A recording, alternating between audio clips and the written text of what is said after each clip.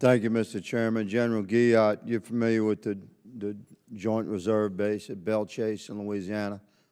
Yes, sir, I am. They house the 159th Fighter Wing. They do a hell of a job defending our border at the coast. They work together, of course, with their partners, and they fly F-15's. You're familiar? Sir, I'm very familiar. Yes, sir. I would imagine you are. I've been advised that the Air Force plans to send F-15EXs to the Readiness Air Base in Okinawa, and my sources state that Okinawa would have difficulty supporting some of these new aircraft, and in defense of our homeland, which is the subject of today's hearing primarily. It would seem to a reasonable American that perhaps we should deploy these F-15EXs to the 159th Fighter Wing to defend our coast, to replace these older craft, as opposed to sending them to Japan. And would you potentially meet with this committee to discuss that? Or what are your thoughts on that, what you can discuss in this setting? Sir, I would be glad to meet with the committee and discuss the air defense needs. The F-15C, although old, is still unmatched in air-to-air combat, and it does a great job. But as you mentioned, being old, maintenance problems, reliability problems, and fatigue on the aircraft is setting in. I would love to see all of our F-15 units replaced with EX. So respectfully, General, if the old aircraft are all cool, why do we need new ones?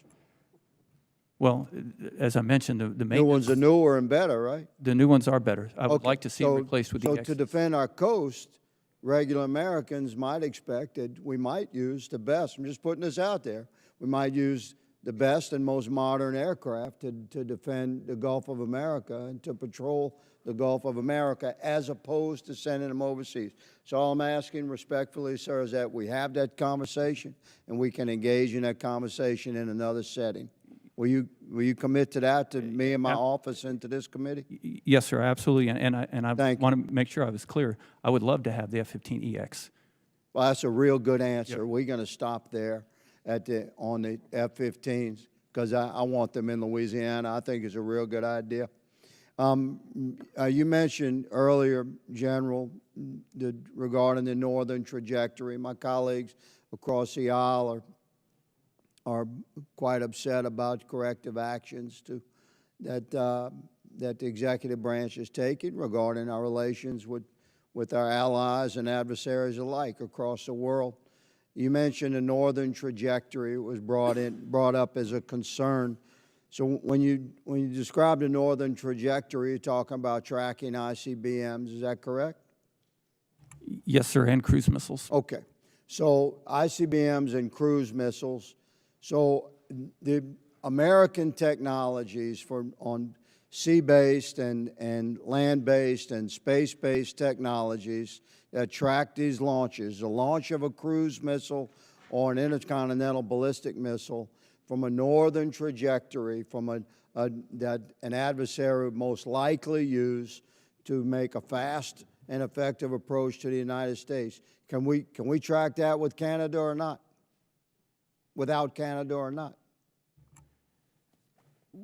We can do the detection and the mid-course tracking, depending on the route. There's some routes where we could track it without Canada. Others, if it goes straight, in the 12 o'clock position, we would need Canadian assets. So the Canadian assets that you're describing, would you clarify the way those joint operations work when it comes to tracking the ICBM? Does this not transcend trade negotiations? And we're talking about an incoming nuclear missile. For ICBMs, the capabilities are all United States. Canada has a policy that they don't conduct ballistic missile defense. For the cruise missiles, we would rely on some of the radars and the fighters that Canada has, depending on the route of the cruise missile. So you've worked with our Canadian allies for a long time, correct, General? Yes, I have, sir. Can you envision any scenario, under any conditions, where there would be an incoming cruise missile, ICBM, detected by our Canadian allies, or by American tech, that we would not share that with Canada and vice versa? Gentleman's time's expired. Have to answer that for the record. Chair now recognizes the gentleman from North Carolina, Mr. Davis. Thank you, Mr. Chairman.